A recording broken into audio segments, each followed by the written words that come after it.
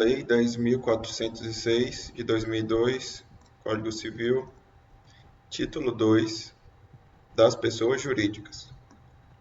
Artigo 40. As pessoas jurídicas são de direito público, interno ou externo e de direito privado. Artigo 41.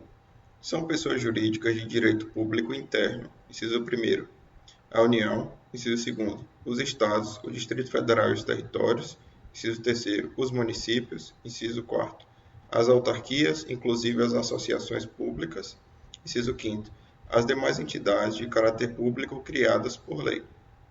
Parágrafo único. Salvo a disposição em contrário, as pessoas jurídicas de direito público a que se tenha dado estrutura de direito privado regem-se no que couber quanto ao seu funcionamento pelas normas deste Código. Artigo 42. São pessoas jurídicas de direito público externo os Estados estrangeiros e todas as pessoas que forem regidas pelo direito internacional público. Artigo 43. As pessoas jurídicas de direito público interno são civilmente responsáveis por atos dos seus agentes que, nessa qualidade, causem danos a terceiros, ressalvado o direito regressivo contra os causadores do dano, se houver por parte destes culpa ou dolo. Artigo 44. São pessoas jurídicas de direito privado, inciso 1º, as associações, inciso 2º, as sociedades, inciso 3º, as fundações, inciso 4º, as organizações religiosas, inciso 5º, os partidos políticos, inciso 6º, revogado, inciso 7º, os empreendimentos de economia solidária. Parágrafo 1º. São livres a criação, a organização, a estruturação interna e o funcionamento das organizações religiosas, sendo vedado ao poder público negar-lhes reconhecimento ou registro dos atos constitutivos e necessários ao seu funcionamento. Parágrafo 2º. As disposições concernentes às associações aplicam-se subsidiariamente aos empreendimentos de economia solidária e às sociedades que são objeto do livro 2 da parte especial deste Código. Parágrafo 3º. Os partidos políticos serão organizados e funcionarão conforme o disposto em lei específica. Artigo 45. Começa a existência legal das pessoas jurídicas de direito privado com a inscrição do ato constitutivo no respectivo registro, precedida, quando necessário, de autorização ou aprovação do Poder Executivo, averbando-se no registro todas as alterações por que passar o ato constitutivo. Parágrafo único. Decai em 3 anos o direito de anular a constituição das pessoas jurídicas de direito privado por defeito do ato respectivo, contado o prazo da publicação de sua inscrição no regimento. Artigo 46. O registro declarará, inciso 1º, a denominação, os fins, a sede, o tempo de duração e o fundo social, quando houver. Inciso 2º, o nome e a individualização dos fundadores ou instituidores e dos diretores. Inciso 3º, o modo por que se administra e representa, ativa e passivamente, judicial e extrajudicialmente.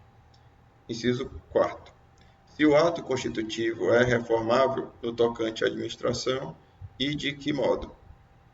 Inciso 5º, se os membros respondem ou não subsidiariamente pelas obrigações sociais. Inciso 6º, as condições de extinção da pessoa jurídica e o destino do seu patrimônio, neste caso. Artigo 47.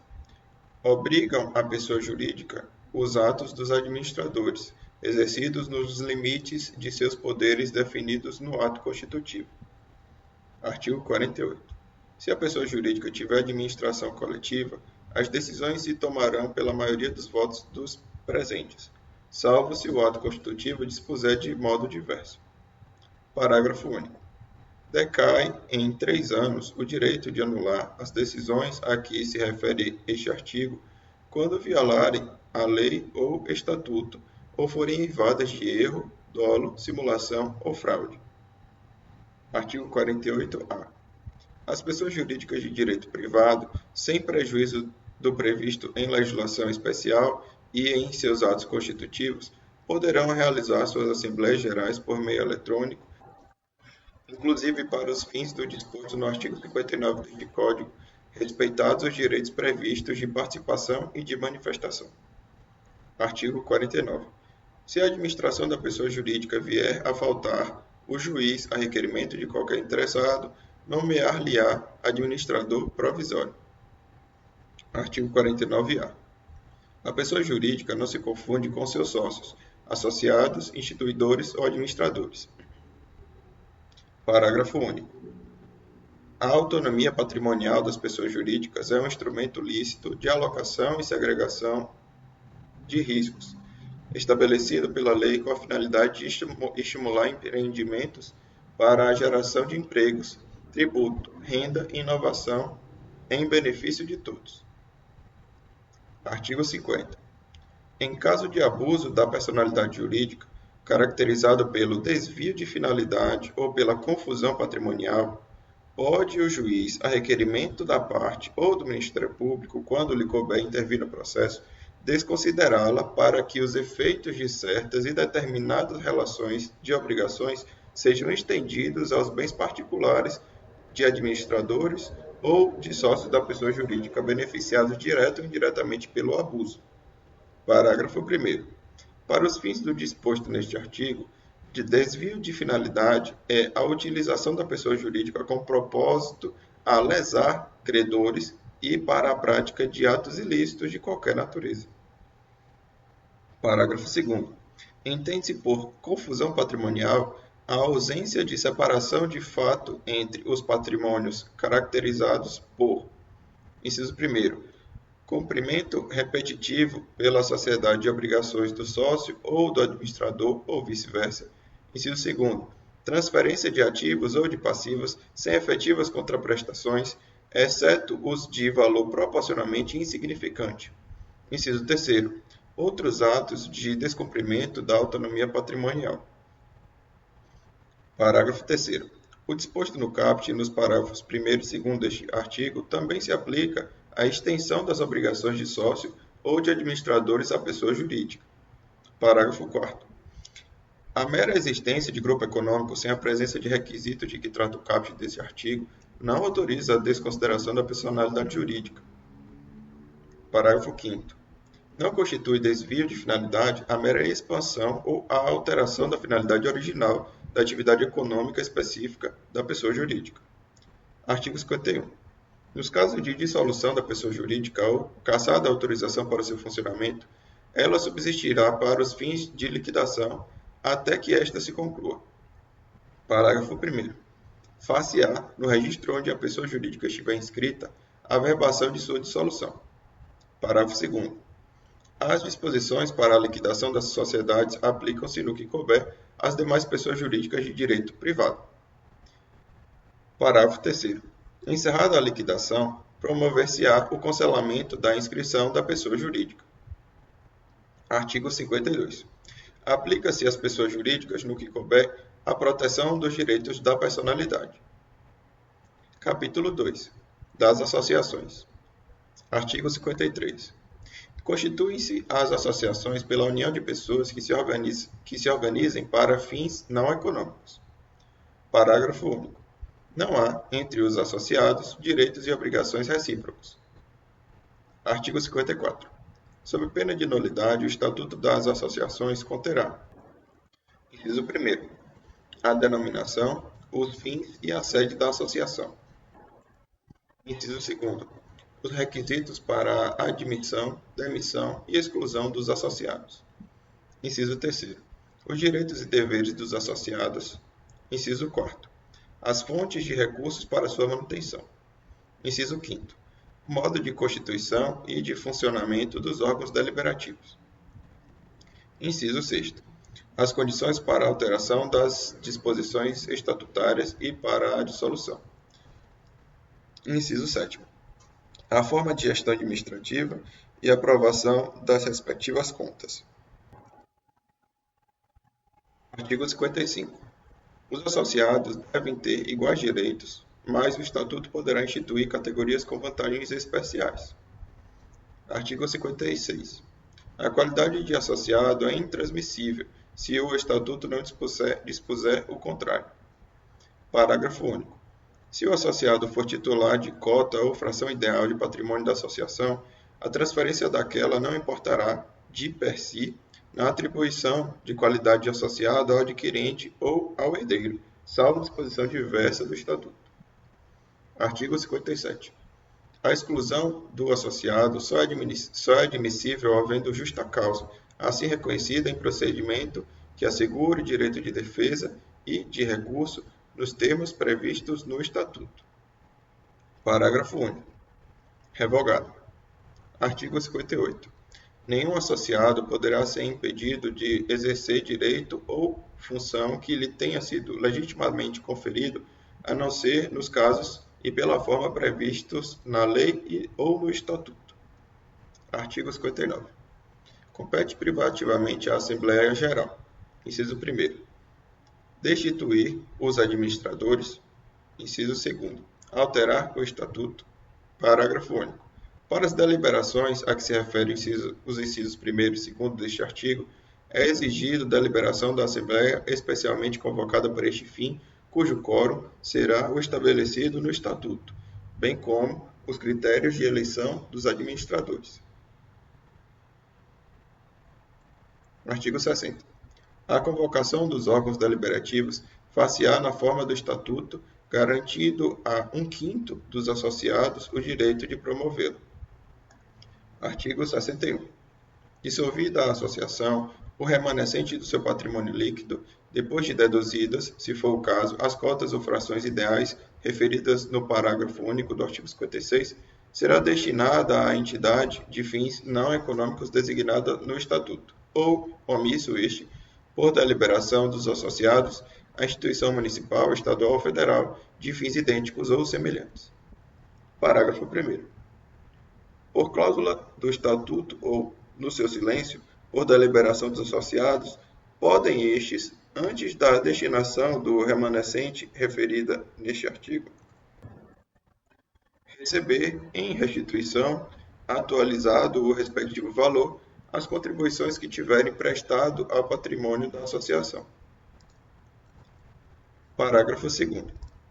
Não existindo no município, no Estado, no Distrito Federal ou no território em que a associação tiver sede, instituição nas condições indicadas nesse artigo, o que remanescer do seu patrimônio se devolverá à Fazenda do Estado, do Distrito Federal ou da União.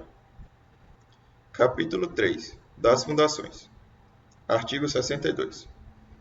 Para criar a fundação, o seu instituidor fará, por escritura pública ou testamento, dotação especial de bens livres, especificando o fim a que se destina e declarando, se quiser, a maneira de administrá-la.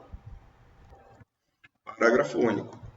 A fundação somente poderá constituir-se para fins de: inciso 1º, assistência social; inciso 2º, cultura, defesa e conservação do patrimônio histórico e artístico; inciso 3º, educação; inciso 4º, saúde; inciso 5º, segurança alimentar e nutricional; inciso 6º, defesa, preservação e conservação do meio ambiente e promoção do desenvolvimento sustentável; inciso 7º, pesquisa científica, desenvolvimento de tecnologias alternativas, modernização de sistemas de gestão, produção e divulgação de informações e conhecimentos técnicos e científicos. Inciso 8º, promoção da ética, da cidadania, da democracia e dos direitos humanos.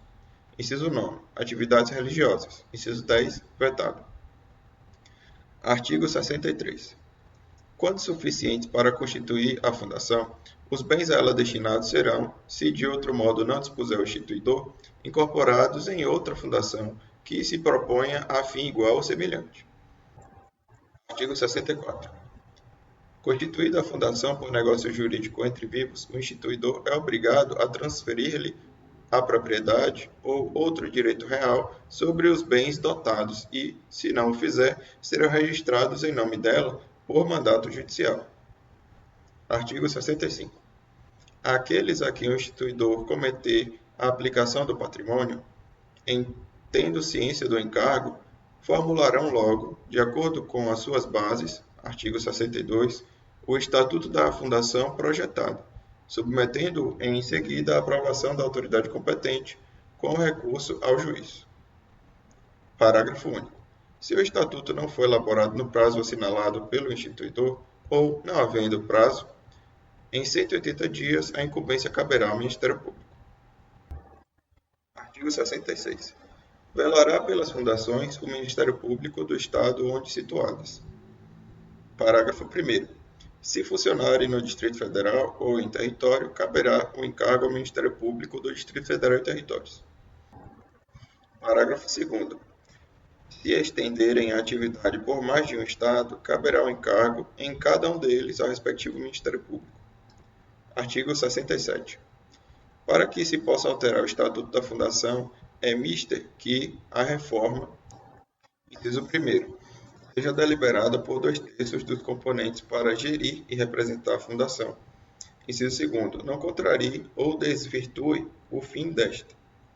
Inciso 3º, seja aprovada pelo órgão do Ministério Público no prazo de 45 dias, fim do qual, ou no caso de o Ministério Público a denegar, poderá o juiz supri-la a requerimento do interessado. Artigo 68. Quando a alteração não houver sido aprovada por votação unânime, os administradores da Fundação, ao submeterem o Estatuto ao órgão do Ministério Público, requererão que se dê ciência à minoria vencida para impugná-la, se quiser, em 10 dias. Artigo 69.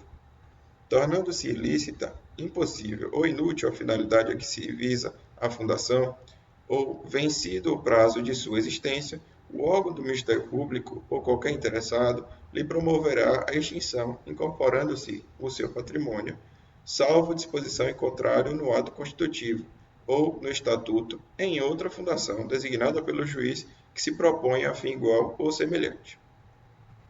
Título 3. Do domicílio. Artigo 70.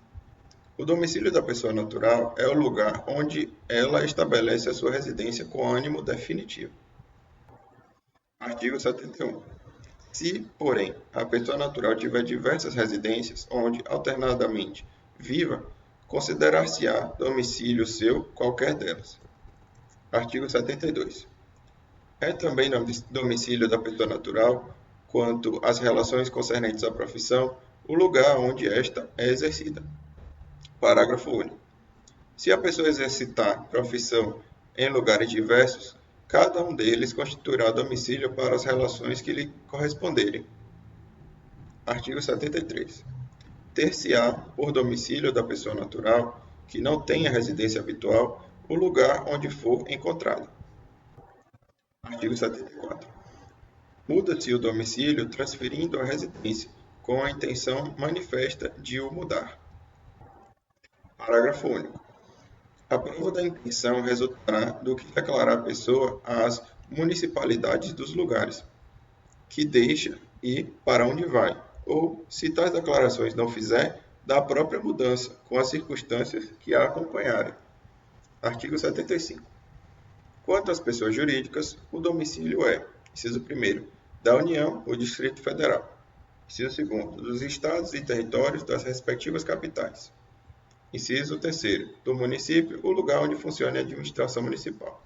Inciso 4º, das demais pessoas jurídicas, o lugar onde funcionarem as respectivas diretorias e administrações ou onde elegerem domicílio especial no seu estatuto ou atos constitutivos. Parágrafo 1º.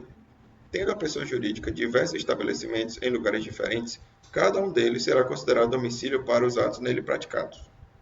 Parágrafo 2º. Se a administração ou diretoria tiver a sede no estrangeiro, haver-se-á por domicílio da pessoa jurídica, no tocante às obrigações contraídas por cada uma das suas agências, o lugar do estabelecimento, cito no Brasil, a que ela corresponder. Artigo 76. Tem domicílio necessário o incapaz, o servidor público, o militar, o marítimo e o preso. Parágrafo único. O domicílio do incapaz é o de seu representante ou assistente. O do servidor público, o lugar em que exercer permanentemente suas funções. O do militar, onde servir. E, sendo da Marinha ou da Aeronáutica, a sede do comando a que se encontrar imediatamente subordinado. O do marítimo, onde o navio estiver matriculado. E o do preso, o lugar em que se cumprir a sentença. Artigo 77. O agente diplomático do Brasil que, citado no estrangeiro, alegar extraterritorialidade, sem designar onde tem no país o seu domicílio, poderá ser demandado no Distrito Federal ou no último ponto do território brasileiro onde teve. Artigo 78. Nos contratos escritos, poderão os contratantes especificar domicílio onde se exercitem e cumpram os direitos e obrigações deles resultantes.